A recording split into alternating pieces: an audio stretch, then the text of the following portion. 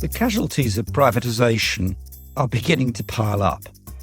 The odd problem, isolated case that we've had in the past is beginning to tip into something perhaps more fundamental and requiring more radical action.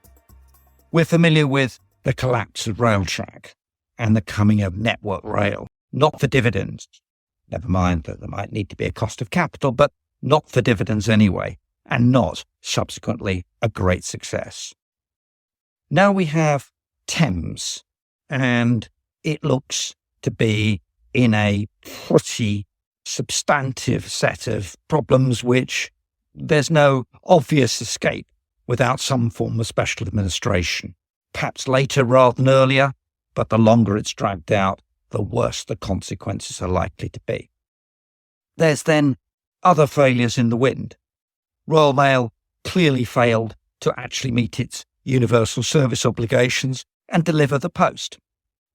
Well, that's a problem that lots of other mail services around Europe and elsewhere have, of course, had with the coming of the internet, but there's the feeling around Royal Mail that maybe the future lies in logistics and parcels, not in the basic service we were promised would be maintained at privatisation.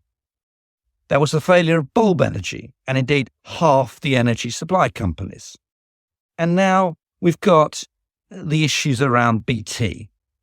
You might think, well, BT's still there, isn't it? It's not about to go bust. That's probably correct.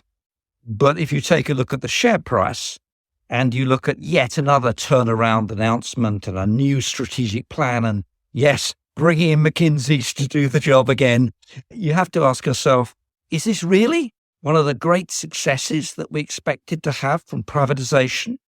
Has the difficulties and the numerous catalogue of strategic mistakes that BT has made left us with an open reach which has really got access to all the capital it could require and left the UK the leading broadband and fibre country in the world? Well, no are the answers.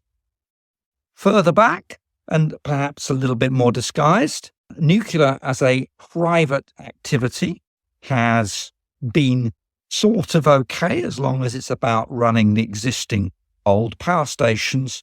But when it comes to the crunch, and a crunch is a lot of investment, hey, it's state-owned companies that have to be brought in. And with Sizewell, it's going to have to be a very state-driven project to make it happen. And it may well. Coal, of course, was privatised and failed almost immediately. And we have the steel privatisations now limping towards the finishing line, which is probably the end of serious steel production in the UK.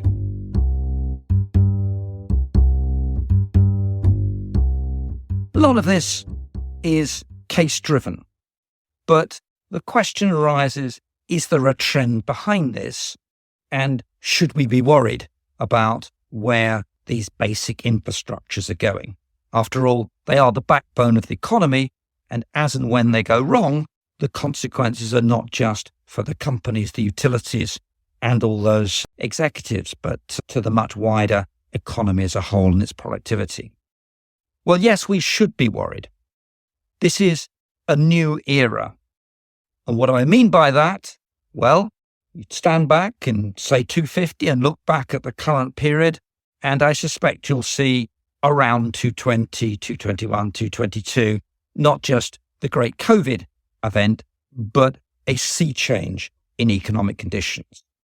What will turn out to be the golden and golden missed opportunity of the period since late 1980s, really 1990 through to 220, that period characterized by very, very low real interest rates, indeed negative for part of the time, something never seen before. It gave us the peace dividend after the collapse of the Berlin Wall. And of course, the UK economy had abundant North Sea oil and gas to prop up its balance of payments all over. And of these changes, it's the interest rate effect which is beginning to unravel a number of the privatisations and likely to be a dominant feature of what happens over the next 5 years or so as the utilities and infrastructure adapt to a more normal real interest rate world. And remember, with an inflation rate coming rapidly down and nominal interest rates at sort of 5.25 or so, the real interest rate is really rising very quickly, and it's very high by any historical standard. 3% is a really big number for real interest rates. Nominal, of course, another matter. And as those interest rates go up, what unravels for many of the utilities is the great financial engineering episode and the gearing of the balance sheet and the swapping of equity for debt. Essentially, the game over the last 30 years has been going down to the bank and saying, I've got all these assets. How much will you mortgage them for? How much cash will you lend me against the assets? And we know in the case of Thames, the answer is about 80%. We know in the case of Heathrow, it's even more than that.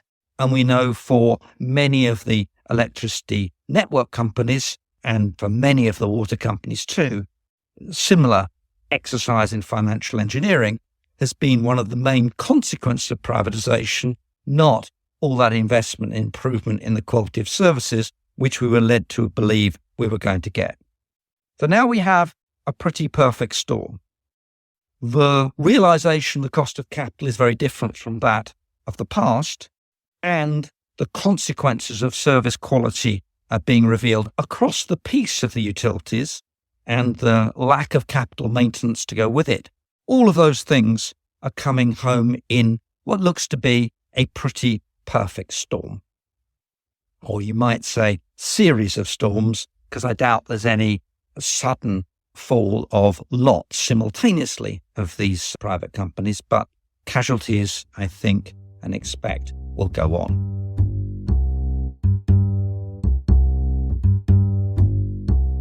So let's just think about where this leaves us. Here we are in 2024, and very few people appear to be satisfied with what's being delivered. The customer service quality across the utilities is at the bottom of the pits of customer service more generally. Nobody seems particularly delighted with the general performance. Exceptions, yes. New innovative companies coming in offering better solutions, but in general the picture is pretty poor.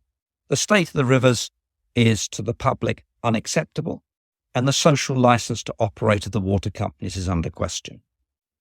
When it comes to the airports and when it comes to the rail services, well, better to pass over this one relatively quickly.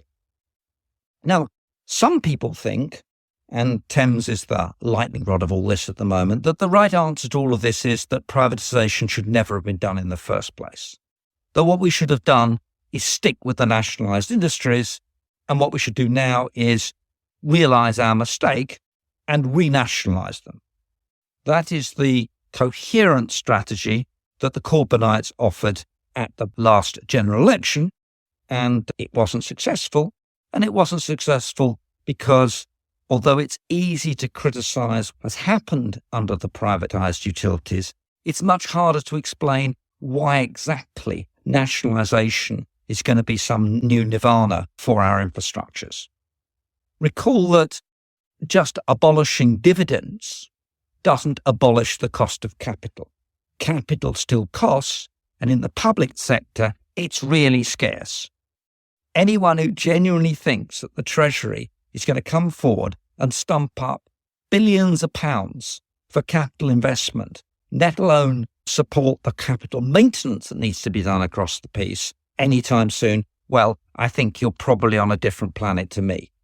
The reality is the fiscal position is awful. The UK does not save net of capital depreciation. The public sector deficits are unsustainable. And the idea that the needs of cleaning up, for example, the Thames would come before the immediate cash crises in, for example, the National Health Service, that's just one of those fabrications which I think is dangerous and delusionary. And even worse, the idea of those modern monetarist theorists who just say, we just print it anyway. Well, I don't think the capital markets will stand that, and I don't think anybody seriously believes that that's going to be the case. So the idea the public sector is going to sort this out, well, good luck to that. It may get rid of some of the absurd and in some cases obscene salaries that we've witnessed in the private sector. It would stop the further financial engineering in the short term, though no doubt the government, or any government in the future, desperate to raise money, will find ways of manipulating the borrowing of these companies too. After all, at one stage, Transport for London found itself borrowing to pay for its current costs. So don't be deluded in thinking there's an easy way out here. Our people's companies are not going to produce the result that the people who advocate them seem to imagine they will. So what's to be done? Here we are. We're going to have more casualties, I guess. We've got quite a lot already. What should we do? Well, my answer to this is to go to the heart of what caused the problems we've currently got. High gearing, financial engineering, the manipulation of balance sheets was not something that had to happen. It was caused by the open goal that regulators left open to the private investors in these companies. It should never have been allowed to happen. It's a massive regulatory failure, and it should stop, and stop ASAP.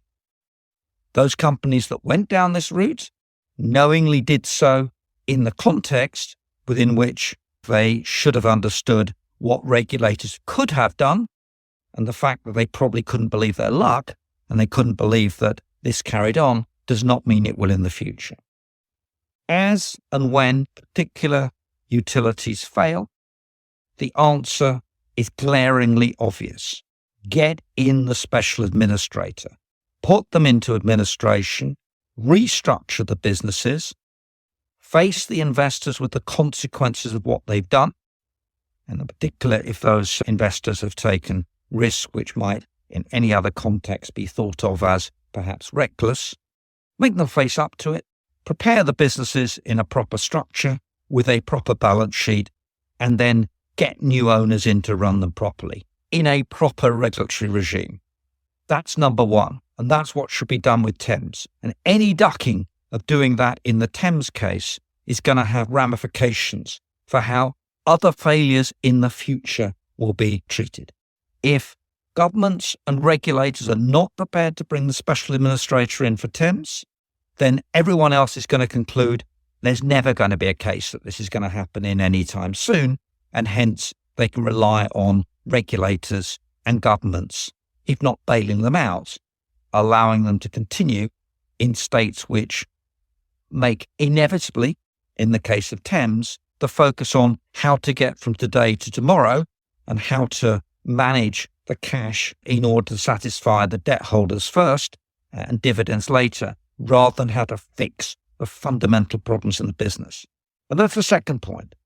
Special administration should be fearlessly used from the economic regulatory side, but from the environmental side, it's got to be clear what it is that we expect companies to do, and we should make them do it.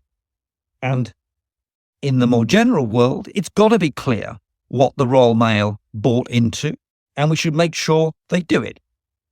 Now, it may well be in the Royal Mail's case that a good idea would be to take the postal delivery and put it with the post office and separate it from the logistics business. It's a very good idea to break up Thames. And when we look at the problems of BT vis-a-vis Openreach, it's obviously got to be a good thing one day to separate Openreach from BT and open it up to capital markets to support its investment. That latter case is much harder to do. It's not a special administration route, or at least not an obvious one anytime soon. But there are lots of things governments can do to steer the structures of these industries in the right direction. So let's get the regulation right. Let's do the special administration. Let's get people in who can actually run the businesses. Let's draw a line under these highly geared balance sheets. Let's get the environmental regulation sorted out, and let's make sure that the universal services we expect to be delivered and the quality of service meets the requirements. And if not, well, get someone else to do the job instead. I don't think that nationalisation will solve any of this. It'll kick the can badly down the road, and in 2030, we'll be talking about how awful the quality of service is. And we might even look back at the current times and think, oh, maybe it wasn't that bad after all. Thank you.